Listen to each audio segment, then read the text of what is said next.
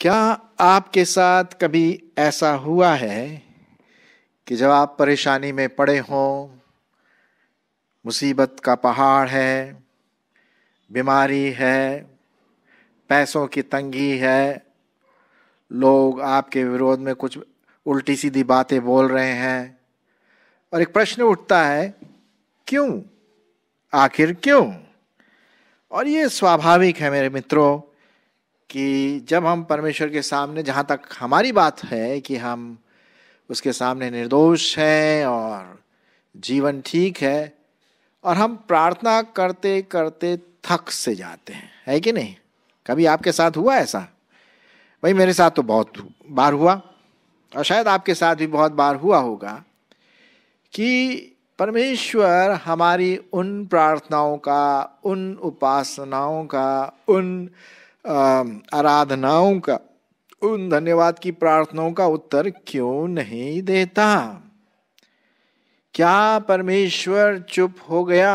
और जैसा कि आज का हमारा टाइटल है, शीर्षक है, परमेश्वर की खामोशी। क्या परमेश्वर सचमुच में खामोश है? और जब हम उसका वचन भी पढ़ते, जैसे कि इस पिक्चर में आप देख रहे हैं, डायग्राम में देख रहे हैं कि वचन बड़ा खाली खाली सा लगता है। और कई लोग बोलते हैं, भाई तुमने बाइबल पढ़ी, तुमने दुआ की? हाँ बिल्कुल भाई किया। अब ऐसे ही कुछ हम देखते हैं भजन संहिता में भी ऐसी बातें यहाँ पर लिखी हुई हैं। और ये जो बातें लिखी हुई हैं, ये आपके लिए, मेरे लिए, जो कभी कभी शंका की बातें हमारे जीवनों में या मेरे जीवनों में, विश्वासियों के जीवनों में आ जाती है। इससे पहले कि मैं आगे बढ़ूं, मैं चाहता हूं कि वो भाग आपके लिए पढ़ूं जो पाया जाता है भजन संहिता उसका 44 अध्याय, भजन संहिता उसका 44 अध्याय और 22 पद से, और फिर हम उसको देखेंगे ध्यान से। सुनिए परमेश्वर का वचन हमसे क्या बात करता है। परंतु हम दिन भर तेरे निमित्त मार डाले जाते हैं और उन भेड़ों के समान समझे जाते हैं जो वध होने पर है। हे प्रभु जाग, हे प्रभु जाग, तू क्यों सोता है? उठ, हमको सदा के लिए त्याग न दे। तू क्यों अपना मुंह छिपा रखा है और हमारा दुख और सताया जाना भूल जाता है? हमारा प्राण मिट्टी से लग गया, हमारा पेट भूमि से सट गया है। हमारी सहायता के लिए उठ खड़ा हो और अपनी करुणा के निमित्त हमको छुड़ा ले। क्या ये आपकी फीलिंग है, आपकी समस्या है? जी हाँ, ज्यादातर विश्वासियों की ये समस्या कभी कभी हो जाती है जब हम परमेश्वर की ओर से या उसके वचन की ओर से कुछ बिल्कुल साफ साफ दिखाई नहीं देता है।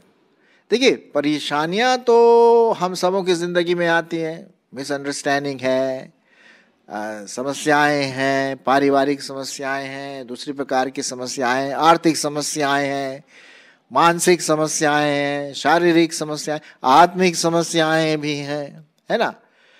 और हम बोलते भाई प्रार्थना करो, दुआ करो, प्रार्थना करो, और भाई हम सब जगह बोलते भाई हमारे लिए दुआ करना है, ये करना, वो करना है, और सब कुछ होता है, लेकिन कहीं से भी कुछ उत्तर नहीं आता है। कहीं से भी कोई सकारात्मक चीज या परमेश्वर की ओर से कोई ऐसी उत्तर दिखाई नहीं देता कि हाँ भाई परमेश्वर हमसे बात कर रहा है। और तब हम सोचते हैं, अरे भाई कहीं हमारा परमेश्वर सोने तो नहीं गया या वो नींद में है या हमारी परवाह नहीं करता। मतलब कई ऐसी बातें हमारे जीवनों में, आपके जीवनों में आ सकती हैं। मेरे जीवन में तो कई बार ऐसी आई भाई हैं। तो हम देखते हैं कि परमेश्वर इसके बारे में क्या कहता है। अब जैसे अब यहाँ पर देखिए बाइबल खोली पड़ी है, और जब हम बाइबल खोलते हैं तो हाँ हम पढ़ लेते हैं जो भी हमें पढ़ना होता है, लेकिन उसका जो मतलब है, उसकी जो मीनिंग है, उसका जो अर्थ है, हमारे पल्ले नहीं पड़ता है और हम कंफ्यूज से हो जाते हैं और विवश हो जाते हैं कि भाई प्रभु तू हमारी प्रार्थनाओं को क्यों नहीं सुन रहा? हम इतना उपवास कर रहे हैं, दूसरों को बोल के रखा हुआ है, अपने जीवन को कोशिश कर रहे हैं सुधार करके आगे बढ़ने की, फिर भी ऐसा लगता है कि कोई फायदा नहीं। जैसे बोलते हैं ना, दवाई ले रहे हैं लेकिन कोई फायदा नहीं। अब डॉक्टर के पास हम जाते हैं और अच्छे से अच्छे डॉक्टर के पास जाते हैं और उनसे हम अपनी बीमारी के बारे में बताते हैं और वो आपको दवाई भी देता है कि आप इसको नियमित रूप से लीजिए और आप ठीक हो जाएंगे। लेकिन दवाई जब खाने पे ठीक नहीं होता है तो आप डॉक्टर के पास जाते हैं। भाई आपने तो बड़ी एक्सपेंसिव दवाई दी, हमने इतना पैसा खर्च किया, लेकिन हमारा मरीज तो वैसे ही के वैसे ही है, बुखार अभी भी आ रहा है, इन्फेक्शन अभी भी है। तो दिल में ज़रूर एक हताश सी आ जाती है। ठीक है, अब बाइबल जो है उसमें हम सिर्फ यही नहीं पढ़ते हैं कि परमेश्वर हमसे बातें करता है, चाहे वो सुनने के द्वारा ऑडिबल जैसी होती है, या स्वप्नों के द्वारा, या किसी मनुष्यों के द्वारा, प्रचारकों के द्वारा, कोई परमेश्वर के जन के द्वारा।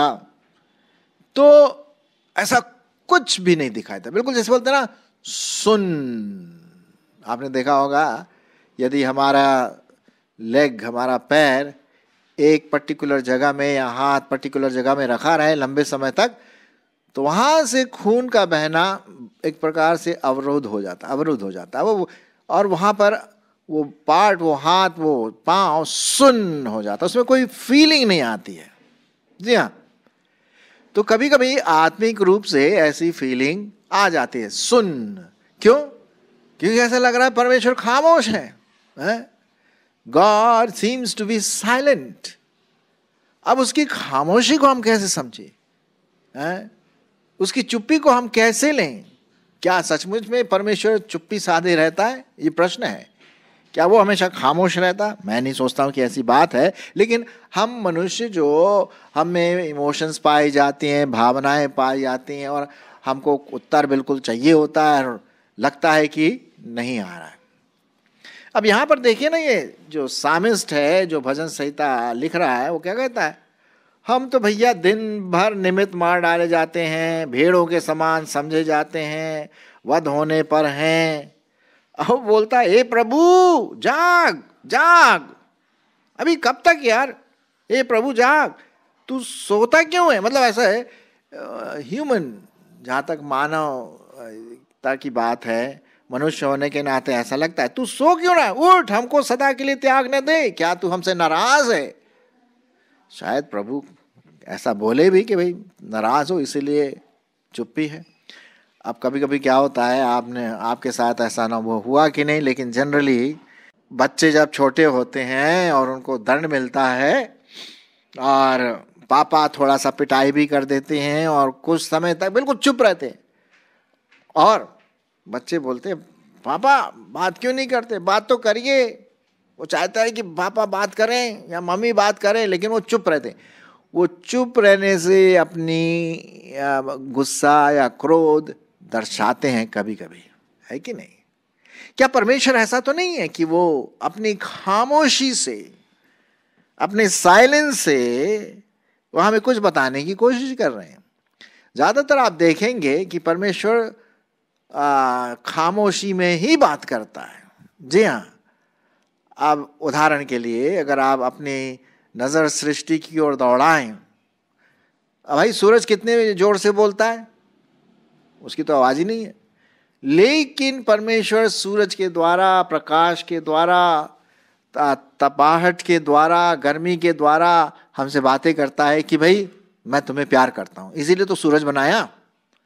पेड़ बड़े खामोशी के साथ बढ़ते हैं, कभी नोट किया आपने? बड़े खामोशी के साथ बढ़ते हैं, आवाज नहीं करते हैं वो बढ़ते समय। और यदि आप एटम के बीच में देखें, जो न्यूक्लियस है, इलेक्ट्रॉन और प्रोटॉन के बीच में जो अट्रैक्शन होता है, बड़ा खामोशी के साथ होता है, कोई आवाज नहीं, चुपचाप काम होता है। तो अगर हम इस खामोशी को इस दृष्टिकोण से देखें कि परमेश्वर कभी कभी हमसे खामोशी में भी बात करता है, और उस समय विशेष करके जब हम परमेश्वर के सामने चुप रहे, कभी कभी हम ज्यादा बोल देते हैं। मैं भी कभी कभी ज्यादा बोल देता हूं, और परमेश्वर की आवाज को सुनना मतलब हमारे पास टाइम नहीं, बस फट फट फट फट फट फट फट फट फट प्रार्थना में मांगा और किसी प्रकार का आंसर आ जाए, बस और कुछ नहीं, हमें और कुछ नहीं चाहिए। और परमेश्वर खामोश है। और बाइबल की ओर जब हम देखते हैं तो भैया उसमें भी बस काले अक्षर दिखाई देते हैं और कुछ समझ में नहीं आ रहा है। आखिर प्रभु तेरी इच्छा क्या है, मेरी प्रार्थनाओं का उत्तर कैसे पता पड़ेगा? एक जगह पे लिखा हुआ है रोमियो की किताब नए नियम में कि परमेश्वर हमें कभी नहीं छोड़ता। मैं तुझे कभी न छोड़ूंगा, न भूलूंगा, न त्यागूंगा। ये परमेश्वर की वाणी है, ये उसका वचन है कि वो हमेशा हमारे साथ है। शायद आपने वो कहानी सुनी होगी, मैंने बताया था एक दो बार, फिर भी बता देता हूं कि भाई एक विश्वासी और परमेश्वर साथ साथ चल रहे थे, और 4 जो पद चिन्ह पाए जाते हैं, 2 परमेश्वर के पैरों के चिन्ह और 2 उस विश्वासी के पैरों के चिन्ह, तो 4 हो गए। तो वो देखता रहा कि भाई 4 पद चिन्ह जो हैं बढ़ते चले जा रहे हैं, बढ़ते चले जा रहे हैं। और फिर क्या हुआ कि जंगल आने लगा, शाम का समय होने लगा। विश्वासी घबरा रहा था कि भाई जंगल से गुजरना है, अपने गांव तक पहुंचने के लिए अंधेरा हो रहा है, डर भी लग रहा। और अचानक से देखा, अरे वहां पर तो जमीन में सिर्फ 2 ही पद चिन्ह दिखाई दे रहे हैं, 2 तो गायब हो गए। अब वो सोचा, अरे बाप रे, लग रहा परमेश्वर ने मुझे छोड़ दिया। बताइए, जब तक मुझे जरूरत थी, जब मुझे जरूरत थी तभी परमेश्वर छोड़ के चला गया। कोई आवाज नहीं, कुछ नहीं। क्या बात है, अब मैं कैसे इस जंगल को पार करूंगा? डर गया वो प्रभु। फिर उसने बोला, प्रभु तूने मुझे क्यों छेड़ा? देख सिर्फ 2 ही पद चिन्ह दिखाई दे रहे हैं। तो परमेश्वर की आवाज आई, अरे ओ विश्वासी, मेरा बेटा, वो पद चिन्ह तेरे नहीं है, वो मेरे पद चिन्ह है। तेरे को तो मैं उठा के ले जा रहा हूं कंधे में, तेरे को पता भी नहीं है। तो ये बात हम देखते हैं, परमेश्वर कभी कभी इस प्रकार से खामोशी में हमारी अगुवाई करता है। एक जगह पे लिखा हुआ रोमियो की पत्री में, हमें परमेश्वर के प्रेम से कौन अलग कर सकता है? गहराई, चौड़ाई, लंबाई, किसी कहीं कर भी कोई भी व्यक्ति, कोई भी वस्तु हमें परमेश्वर के प्रेम से अलग नहीं कर सकती। तो सवाल ही नहीं उठता है परमेश्वर के अलग होने का। अब जहां तक खामोशी की बात है, परमेश्वर शायद चाहता है कि हम भी खामोश हो जाएं। हाँ, वो तो खामोश है, हम भी खामोश हो जाएं, हम भी चुप रहें और अपने विवेक में उसकी आवाज को हम सुने। हम भी अपने विवेक में उसकी आवाज को हम सुने। सो मेरे प्रियो, परमेश्वर जब अपनी खामोशी हम तक देता है, इसका मतलब वो हमसे बहुत प्यार कर रहा है। हो सकता है कभी गुस्सा भी हो सकता है पाप हमारे जीवन में, और वो गुस्से में बोल रहा है, जब तक तू अपना पाप दूर नहीं करेगा ना, मैं खामोश ही रहूंगा। वही जैसे बाप और बेटी की कहानी बताई थी अभी, हैं? तो वैसे ही वो हमारे से कभी कभी डील करता है। हम उसकी जो हमारे साथ संबंध है ना, और लोगों के साथ जो संबंध है, बिल्कुल फर्क है, अलग है। भाई वो जीवता परमेश्वर है, महान महामहिम, पूरे विश्व को, पूरे संसार को संभालने वाला आपको और मुझको। वो जब चुप हो जाता है तो होशियार हो जाइए। जी हाँ, हम होशियार हो जाएं और हम ये न कहें जैसे लिखा हुआ, ए प्रभु तू जाग, क्यों सो रहा है, क्यों सोता है, उठ, हमें सदा के लिए मत त्याग दे। खैर ये हमारे अंतरात्मा की आवाज तो हो सकती है, इसमें कोई शक की बात नहीं है ना। तो लेकिन उसी समय हमें भी खामोश हो जाना चाहिए, खामोश हो जाना चाहिए और देखें कि परमेश्वर अपनी महिमा के लिए कैसी चाल चलता है। सबसे चुपचाप वाला गेम, खामोशी गेम वाला मालूम कौन सा है? चेस। उसमें 2 प्लेयर खेलते हैं। आप शायद चेस को जानते होंगे। और लेकिन सबसे चुपचाप वाला गेम, सबसे खामोशी वाला जो गेम है वो चेस है। और दोनों प्लेयर खेलते हैं, लेकिन कोई एक दूसरे से बात नहीं करता, लेकिन सब पूरा चाल कहां पर चल रहा है? दिमाग में, दिमाग से चलता है पूरी चाल। जी हाँ, और वही खामोशी की बात यहां पर हम नजर करते हैं मेरे प्रियो। तो यहां पर हम देखते हैं कि किस प्रकार से परमेश्वर हमसे अपनी खामोशी में बातें करता है। और जब वो खामोशी में ही बातें करता है, जैसे मैंने शुरुआत किया कि सूर्य को देखिए, कभी उसने बोला, उसकी आवाज को सुना कभी आपने? पेड़ को बढ़ते हुए कभी सुना कि मैं बढ़ रहा हूं, देखो कितना बढ़ गया हूं मैं? अरे धीरे धीरे बढ़ता है खामोशी के साथ। और हमें खामोशी के साथ परमेश्वर की आराधना और स्तुति करते रहना चाहिए। जी हाँ, ये तो बात है ना।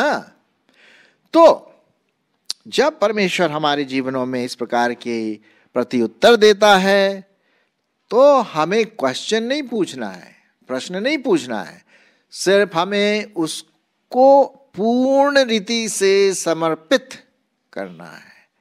Commit ourselves. जरूर है कि हमारे जीवनों में इस प्रकार के प्रश्न उठ सकते हैं कि प्रभु तूने मुझे क्यों छोड़ दिया? देखो अभी मैं अकेला लग रहा हूं। नहीं, अभी अकेले नहीं है, मैं तुम्हारे साथ हूं ना, घबराओ नहीं, मैं हूं तुम्हारे साथ।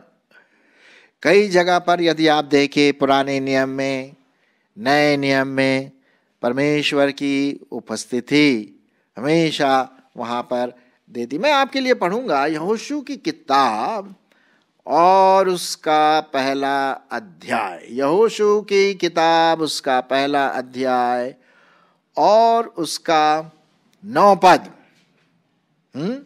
उसका 9 पद। क्या मैंने तुझे आज्ञा नहीं दी? सुनिए, क्या मैंने तुझे आज्ञा नहीं दी? हिया बांध कर दृढ़ हो जा, भय न खा और तेरा मन कच्चा न हो, क्योंकि जहां जहां तू जाएगा वहां वहां तेरा परमेश्वर यहोवा तेरे संग रहेगा। हालेलुया। तो भाई ये तो परमेश्वर की प्रॉमिस है, ये परमेश्वर का जीवित प्रॉमिस है, प्रतिज्ञा है आपके लिए, विश्वासियों के लिए, हम सबों के लिए, मेरे लिए जो प्रभु को प्यार करते हैं, है ना।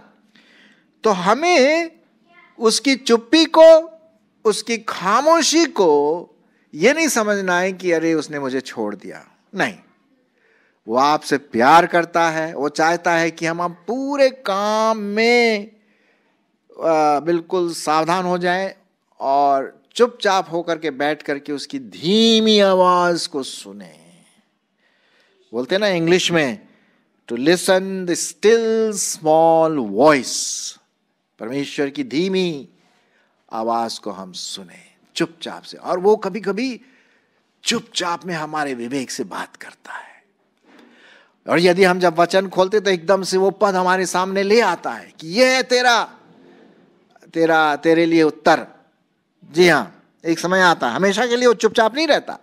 कभी कभी वो चुपचाप होने के द्वारा या चुप्पी साधने के द्वारा वो जरूर हमसे बातें करता है, लेकिन खामोशी से। जी हाँ, और यही हमारा परमेश्वर यहोवा है। क्या हम उसको प्रश्न पूछने के अधिकार रखते हैं कि भाई तू प्रभु चुप क्यों हो गया, उत्तर क्यों नहीं देता? अरे भैया नहीं, ऐसा नहीं बोलना, कभी नहीं।